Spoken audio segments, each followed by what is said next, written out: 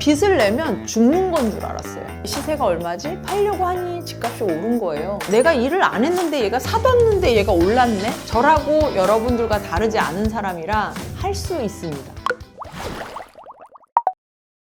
안녕하세요. 메르세데스 벤츠 공식 딜러 한성자동차의 윤미애 이사라고 합니다. 반갑습니다. 아니에요. 금수저 아니고 제가 이제 워낙 또 고가의 좋은 제품을 팔다 보니까, 그리고 고객들과의 이런 대화나 저의 어떤 자존감이나 이런 게 좀 묻어 나오다 보니 제가 이제 유튜브로 영상이 좀 뜨면서 고객님들도 많이 아셨겠지만 저는 정말 금수저 절대 아니고요. 흑수저도 아니고 책에도 썼지만 무수저입니다. 무수저. 그래서 굉장히 없이 시작한 사람이라 이 자리까지 와서 아마도 이렇게 찾아주시는 것 같고 금수저 아닙니다. 서두에 소개드렸지만 저는 벤츠 딜러입니다. 지금은 한성자동차 강남전시장 위치하고 있는 전시장에 근무하고 있고요. 차를 파는 게 제일 크게 작용하고 제일 크게 영향을 차지하고 있는 사람이고, 재테크로 이런저런 수익을 내면서 지금의 자산까지 이루게 되어 이렇게 좀 찾아주시는 것 같아요. 차는 벤츠입니다.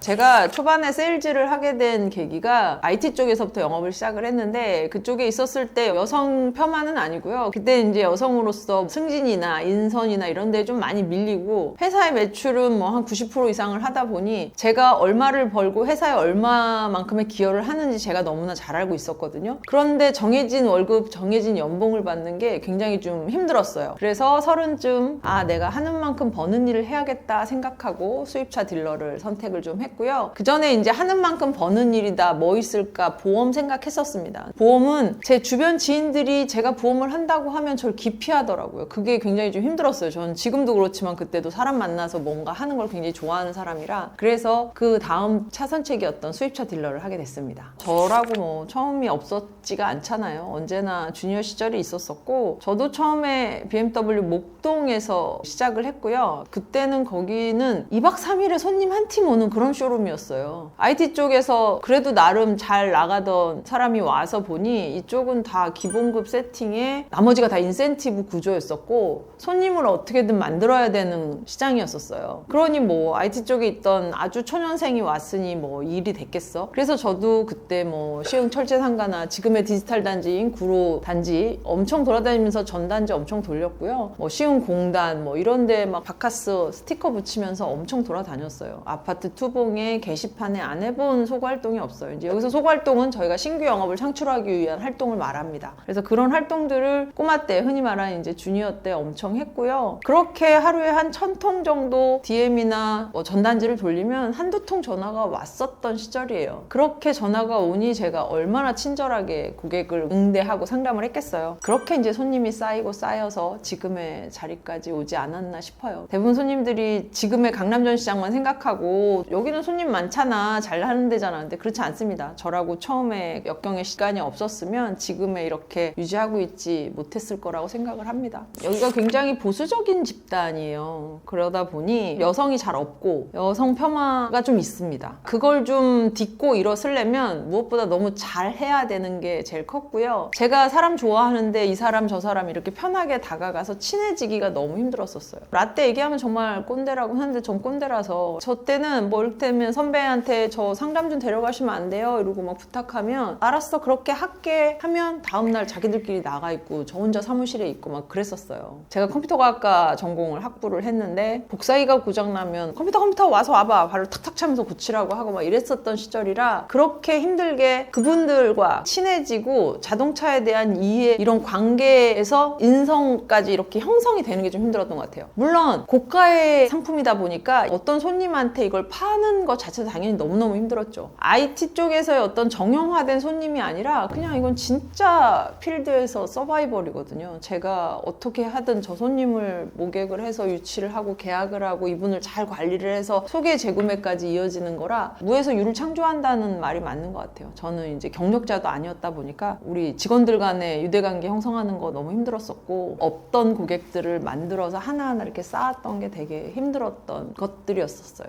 전혀 몰랐었죠.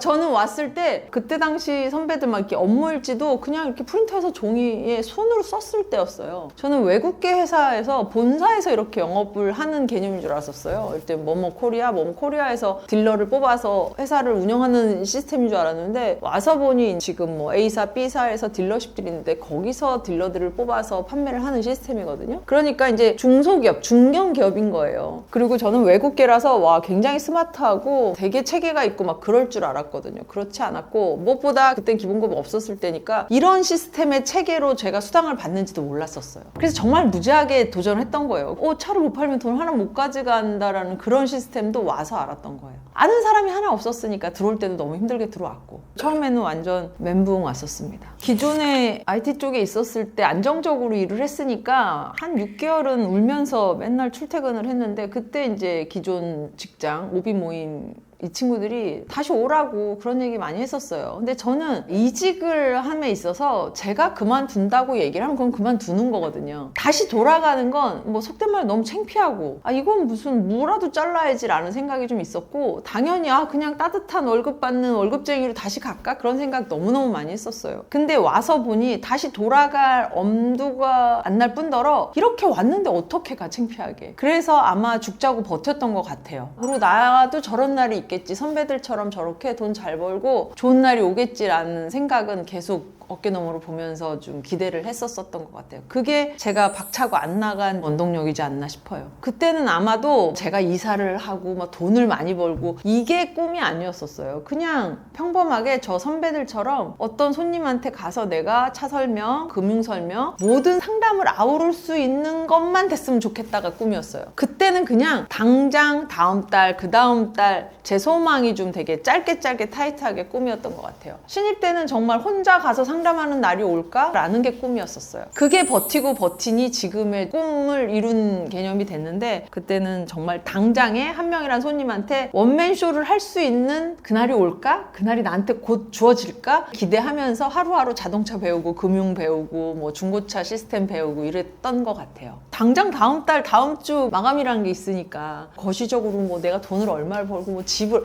이런 어떤 부품 꿈이 아니었어요. 저는 레버리지를 풀로 이용을 했어요. 신혼집부터 부동산을 시작을 했어요. 그 전에 굉장히 어렵게 유년 시절을 보냈는데 그때만 해도 돈이 있었으면서도 그걸 그냥 저금만 한다 생각했었던 것 같아요. 우리가 흔히 말하는 적금만 붓고 그걸 그냥 시드머니로 계속 갖고 있었어요. 지금 생각해보면 저 성남 출신이니까 성남에 언니랑 둘이 갖고 있는 돈을 합쳐서 집을 사고도 남았었을 때거든요. 어떤 집을 산다? 재테크를 한다? 이런 거 자체가 너무 무지했고 꼬마 때니까 빚을 내면 죽는 건 줄 알았어요. 초반에 제가 BMW에 들어갈 때 인보증이라는 걸 섰어야 됐는데 제가 그 인보증 할 사람이 주변에 없었어요. 새엄마한테 가서 무릎 꿇고 빌어서 보증 좀 서달라 어쩐다 블라블라 했었었는데 그때 결국은 보증을 안 서주셨어요. 그래서 제가 결혼할 당시에 내가 들어서 집을 산다. 내가 인보증 쓸 수 있게 산다. 물론 그때 공동명의로 남편하고 하면서 남편한테 그랬어요. 오빠 내가 혹시 어디 또 회사를 옮기게 되면 오빠가 내 인보증 서야 된다고. 그래서 부동산을 소유하고 싶었던 것도 있었어요. 누차 말씀드리지만 전 그때부터 제가 막 이런 거시적인 생각 아니에요.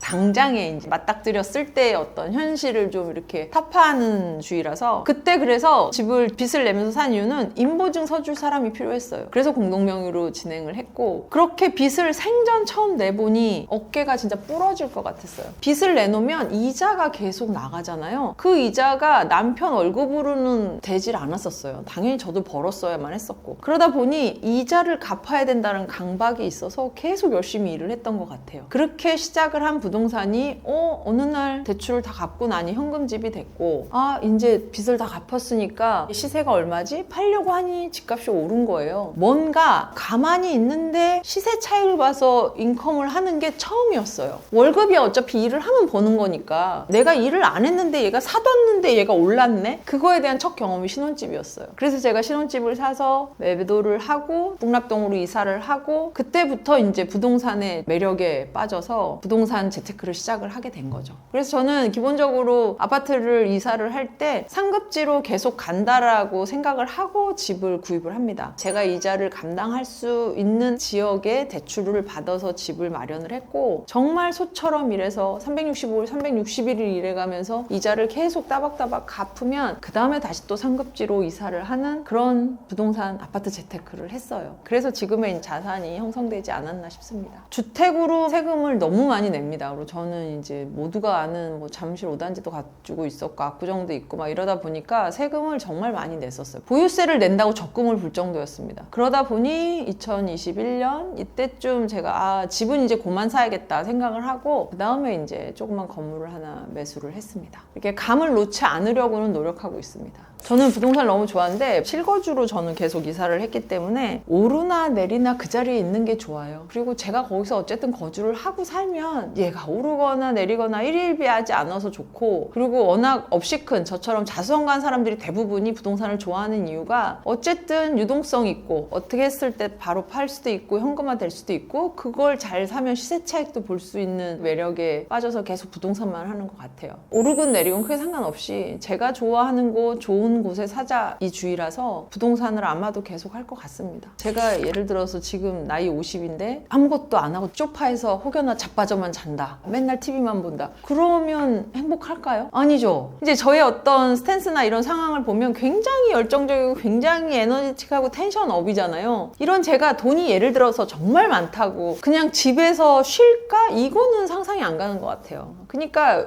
지금 일하는 것도 제가 출산 당일날도 출고를 하고 가고 막 이런 모습을 많이 보이면서도 느끼는 건 제가 일을 쭉 해왔고 저의 고객들이 윤미애는 저런 친구구나 라는 인지가 된 것도 있어요. 그리고 저는 당근과 채찍이면 당근을 줘야 더 잘하는 사람이라 고객들이 잘한다 하면 너무너무 행복하거든요. 물론 지금은 제가 식당 가서 뭘 먹어야 되는데 비싸다 싸다 고민을 하고 저게 갖고 싶은데 저걸 살까 말까 고민을 하진 않아요. 그렇지만 제가 일을 안 한다? 그건 또 다른 불행일 것 같아요. 그러다 보니 경제직 잘 누렸는데 왜 이렇게 열심히 하세요? 그거는 돈과 상관없이 제 일이니까 계속 해야 되지 않나 싶어요. 그렇게 해야 제가 또 행복하고, 저희 새로 오신 부지점장이 저한테 이사님 부자 같아요 진짜 막 이러면서, 저 영업사원들끼리 그런 얘기 잘 안 하는데 그래서 저는 우리 아이들을 그렇게 키우고 싶거든요. 근데 저는 의심도 많고 굉장히 촘촘하고 굉장히 치열하게 사는데 그 부지점장이 저한테 그렇게 얘기했을 때 기분 되게 좋았어요. 그런 경제적인 가치를 갖고 있으니 그렇게 보이나 봐요. 저는 잘 모르겠지만. 그래서 그렇게 봐지는 것 자체가 좀 달라진 것 같아요. 제가도 너무 감사하고 제가 지향하는 저의 모습이어서 그렇게 되고 싶어요. 저도 정말 여유 있고 밝고 에너지 넘치고 그런 사람이고 싶은 사람이라 그렇게 보여지는 게 달라졌으면 달라진 것 같아요. 그렇다고 돈을 허투루 쓰진 않습니다. 주변 사람들이 다 알겠지만 돈을 굉장히 꼼꼼하게 쓸 때만 씁니다. 우선 밝습니다. 긍정적이고 자존감이 굉장히 높고요. 그들만의 리그가 있어서 어떤 일을 할 때 그들만의 인프라를 동원해서 뭔가를 하세요. 그러니 빈익빈 부익부가 점점 팽배해지는 것 더 느껴요, 저는. 그리고 써야 될 때 돈을 쓰고 친절하고 굉장히 매사에 긍정적이세요. 뭐 예를 들어 저희들끼리 쟤는 뭐해서 못 파는 거야, 저래서 못 파는 거야, 저렇게 하니까 저렇게 하지 라는 어떤 폄하보다는 윤서 어쩜 그렇게 잘해? 정말 잘할 거야. 격려 문자도 다릅니다. 그래서 저는 그런 걸 많이 느껴요. 자기 딜러가 되게 잘하면 그분들은 좋으신 거예요. 근데 저를 경쟁자로 생각하고 못난 애들은 에휴 쟤 저래서 저렇지 라는 폄하가 있거든요. 근데 우리 모두가 그러지 않았으면 좋겠고, 그분들은 그렇습니다. 그들만의 리그에서 그들만의 정보를 공유하고요. 굉장히 사람들이 친절하고 자존감 높고 그런 우리가 많이 아는 그런 부분들이 부자들의 공통점이에요. 저도 그렇게 되고 싶어 하는 사람 중에 하나고요. 저는 제가 유년 시절에 엄마가 일찍 돌아가면서 너무 힘들었는데 초등학교 전까지는 되게 잘 살았단 말이죠. 아빠도 뭐 많이 재산 물려받았고, 그래서 20살 때라기보다는 제가 그때가 20살쯤이었으면 얼마나 좋았을까 싶어요. 그때 너무 어렸으니까 그때가 20살이었으면 우리 집을 이렇게까지 풍지박산이 나지 않았을 것 같아. 뭔가 좀 똘똘하게 뭔가 이렇게 이끌고 집을 이렇게 끌고 나가지 않았나 싶은 생각이 있고요. 진짜 리얼하게 제 나이 기준에서 20살이었다. 너무 치열하게 살았을 때라 돌아가고 싶지 않고요. 만약에 돌아간다고 해도 지금처럼 치열하게 살았을 거라고 봐요. 전 지금이 너무 행복하거든요. 지금이 너무 행복하기 때문에 돌아가고 싶지 않아요. 근데 이제 만약에 돌아간다 그러면 여전히 그때처럼 치열하게 살고 있지 않았나 싶어요. 업종 전환해서 직장 생활을 많이 했어요. 저 회사 되게 많이 옮겼고, 그 회사에서 합을 찍으면 좀 매너리즘이 빠지다 보니까 이렇게 이직을 하게 되더라고요. IT 쪽에선 그랬어요. 그래서 3년마다 회사를 옮겼는데 전 매번 얘기하는데요. 새로운 곳도 다 다 사람 사는 데예요. MZ 친구들은 재직 기간 자체 연한이 되게 짧더라고요. 저는 개인적으로 첫 직장은 5년 이상 있어야 되지 않나라는 아주 보수적이고 꼰대 마인드가 있어요. 그래서 한 직장에서 그렇게 오래 정도의 커리어를 좀 쌓으면 그 다음엔 새로운 직장을 편하게 옮길 수 있는 어떤 용기가 생길 거고, 거기서도 아 이렇게 잘하면 인정을 받는구나라도 생길 거라서 도전을 해봐야 된다고 생각해요. 그냥 가만히 앉아서 이력서만 들여다보고 앉았고 자기소개서만 쓰고 있고 그런 거 말고, 요즘 뭐 직장 자리가 없어요 하는데 반대로 얘기하면 중소기업이나 세일즈 쪽이든 유튜브나 이쪽 SNS 쪽은 또 사람 굉장히 많이 필요로 하거든요. 그래서 이직 두려워하지 말고, 저처럼 막 너무 어렵게 살아서 누군가를 부양해야 되고 빚을 갚아야 되고 이런 게 또 대부분의 젊은 친구들은 또 아니잖아요. 본인의 몸 혼자 건사하면 되는 분들이 대부분이라 뭐든 도전해보고, 아직 젊으니까 이거 해보고 저거 해보고 내가 정말 좋아하는 일, 잘하는 일을 찾을 수 있지 않을까 싶어요. 가만히 누워만 있으면 찾을 수 없습니다. 사람 상대하는 데고 사람 사는 데니까 이직에 용기를 좀 냈으면 좋겠고요. 물론 첫 직장에 저는 개인적으로 5년 이상 커리어를 쌓아서 어느 정도의 업무 능력은 키워놔야 된다라는 주의고요. 이직이든 재테크든 새로운 엔잡러를 하시든 찾아보셨으면 좋겠어요. 가진 게 지독한 뿐이라서 책 나왔습니다. 제가 이제 워낙 어렵게 크고, 저랑 이제 많은 고객들이나 지인들이 저랑 얘기를 하면 야 네가 1등이다 그러거든요. 이렇게 어렵게 살아온 친구가 있나 싶은데 제 얘기가 제일 좀 힘들다고 생각을 하셨대요. 그래서 언젠가는 책을 내겠구나 라는 생각은 꼬마 때부터 막연하긴 했었어요. 책 당연히 대필 안 하고 제가 직접 다 썼고요. 책을 다 읽어보고 출판사에서 제목을 뺐는데 이렇게 찰떡 제목이 없는 것 같습니다. 가진 게 지독한 뿐이라서 술술 읽혀집니다. 세일즈 하는 분들, 우리가 세일즈를 뭐 마케팅이다 컨설팅이다 좋은 말로 포장을 하지만 인생사 다 세일즈라고 생각을 합니다. 어쨌든 사람 상대하는 일을 하는 분들은 모두가 읽어주셔서 용기를 좀 가지셨으면 하는 바람에 제가 출간을 했습니다. 잘 부탁드릴게요. 저 이렇게 막 거시적인 큰 제목 별로 안 좋아하는데, 그래도 행크TV 여러분께 하고 싶은 건, 저는 책을 보시면 알겠지만 진짜 어렵게 살아온 사람이고 저라고 여러분들과 다르지 않은 사람이라 나도 쟤처럼 하면 될 수 있다라는 희망의 메시지는 줄 수 있지 않나 싶어요. 다만 제가 루틴하게 어떻게 일을 하고 어떻게 바르게 살아왔고 얼마나 치열하게 살아왔는지를 느껴주시면 좋을 것 같고, 할 수 있습니다. 그리고 뭐든 이것저것 해보셔서 보이는 걸 행동으로 옮기셨으면 하는 바람이고요. 촘촘하게 목표 세워서 이뤄나가면서 달성을 하면 성공한 맛이 있어서 더 큰 꿈과 목표를 세우실 수 있을 거라고 생각을 합니다. 감사합니다.